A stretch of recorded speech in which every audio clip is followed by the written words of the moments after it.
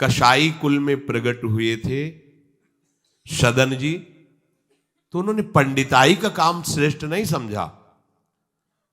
स्वधर्मो निधनो श्रेया परधर्मो भयावहा।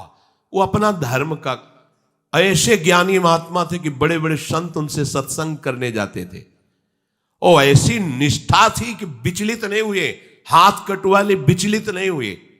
जा रहे थे जगन्नाथ जी के दर्शन करने, तो संयम से चलने वाले पुरुषों के चेहरों में आकर्षण ही होता है। भिक्षा के लिए तो एक माता ने देखा तो आकर्षित हो गई, उसने कहा यहीं पा लीजिए भिक्षा। संत हृदय उनका पा लिया। तो आप कहाँ जा रहे हैं? जगन्नाथ जी के दर्शन। तो अब तो शाम होने वाली, यहीं रुक जाइए, कल चले जाना। बड़ा भाव देखा, रुक गए। वो रात्रि में उनके पास आई, गलत भावना प्रकट की, तो कहा कि तुमको तो ऐसा सोचना भी नहीं चाहिए, तुम्हारे तो पति विराजमान है। तो उसको लगा कि इनका आशय कहने का है कि तुम्हारे तो पति, अगर पति ना होते तो काम अग्नि ऐसी होती, बुद्धि भ्रष्ट कर देती। आई और कहा तो पति को राधे राधे कर दिया, तो आप ऐसा तूने कैसे सोच लिया, तेरी ऐसी भावना। बोले अब ज्यादा हमारे सामने बाबागिरी नहीं, अब हम जो कहें वही कहो, नहीं तो हम जब पति को मार सकती तो तुम्हें अभी पूरी जनता से मरवा सकती है। तो उनका प्राण दे सकता हूं, धर्म से विमुख नहीं हो सकता। उसने मचा दिया हल्ला, लोग एकत्रित, देखो देखो ये धर्म करने का फल। मांग रहा था रोटी, हमने इसको बैठ के पवाया और कहा कि आज रात्रि यहीं रुक जाओ। रात्रि में रुका, हमारे साथ गंदा आचरण करना चाहा, पति ने विरोध किया, पति का गला काट दिया।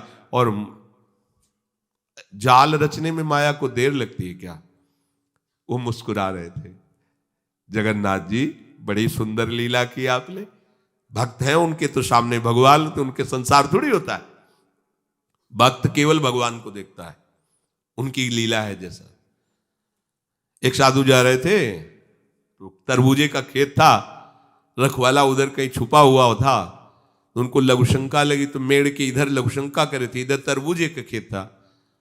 उसने समझा कि कोई तरबूजा चुराने के लिए झुका, तो लाठी लेकर सीधे आया और पीछे से लाठी मारी। अब मस्तक खुल गया, रक्त बहने लगा। जब वो घूमे तो देखा कंठी तिलक महात्मा। उनका अरे महाराज, हमने समझा गांव का कोई चोर है तरबूज चुराने के लिए। तो उनका हम तो जानते हैं ना आपको, आप ऐसे ही लीला करते रहते हो। बोले नहीं, हमने पहली बार किसी को मारा है, दोबारा नहीं। बोले हम जानते हैं आपको। तो बोले महाराज क्षमा करो, चलो आपको अस्पताल ले चलते हैं। बोले ये भी हम जानते हैं आपको। और वो तो अपने भाव में वहां ले गए, डॉक्टर ने पट्टी लगाई और एक आदमी आया और उसने कहा साधु को कोई ऐसा पीड़ा दे सकता है? तुम चिंता मत करो। गर्म दूध लाया, मीठा करके पिलाया। कहा महाराज आप चिंता मत। बोले हमें चिंता नहीं, लेकिन हम तुम्हें देख करके कह रहे इतना छलिया हो तुम। मतलब हमने क्या, दूध है, चीनी है, इसमें मिला दिया हमने, कोई और तो इसमें जहर तो मिलाया नहीं। हम जान रहे हैं ना, तुम ही वो पहले लाठी से मारा, फिर अस्पताल लाए, तुम ही ने पट्टी बांधी और तुम ही हमें दूध पिला। बोले महाराज नहीं, ऐसा ऐसा करके फंसा क्यों रहे हो हमको, हमने ऐसा। बोले हम तो अब तुम हमें भुलावे में नहीं डाल सकते, तुम ही हो, तुम ही हो। वो अपने भाव में है, वो सामने वाले के। तो साधु अपने भाव में होता है। तो सदन जी आनंदित है, हे भगवान ये तुम्हारी लीला है। राजा के पास सुबह पेश किया गया उनको बांध कर। उनसे पूछा तुमने अपराध किया? तो उनका ऐसा नहीं। बोले ये आपके, तो बोले जो कह रही है इसमें भी भगवान की कृपा है। अब वो इस बात को समझ नहीं पाए। एक बार उन्होंने कह दिया ऐसा नहीं, पर जब दोबारा कि ये तो सत्य कह रही, तो उनका ये भी भगवान की इच्छा होगी, इसमें भी भगवान की कृपा है। तो बोले इनके दोनों हाथ काट दिए जाए। साधु है, प्राणदंड तो नहीं, इतने हाथ काट दिए गए, छोड़ दिया जगन्नाथ जी के सामने में। हाँ प्रभु, हाथ तो वही ले लिए थे, ले जोड़ के प्रणाम करते आपको। अब आप तो सब जान ही रहे, अपराध नहीं, इसलिए देखो हृदय आनंदित थे, इतने कष्ट में। और जे भी ऐसे हाथ जोड़ने को किया, नवीन हाथ जागृत हो गए। और भगवान प्रसन्न होकर के, भगवान जब बातचीत करते हैं तो यही बातचीत अपने से होने लगे, तो आप नहीं सुन पाएंगे, जिससे होगी वही सुन पाए। भगवान ने कहा तुम्हारा हमारे प्रति तनिक भी रोष नहीं आया कि बिना किसी गलती के तुम्हारे ऊपर आरोप और ये दंड। बोले प्रभु हर चेष्टा में मुझे आपका प्यार दिखाई देता है।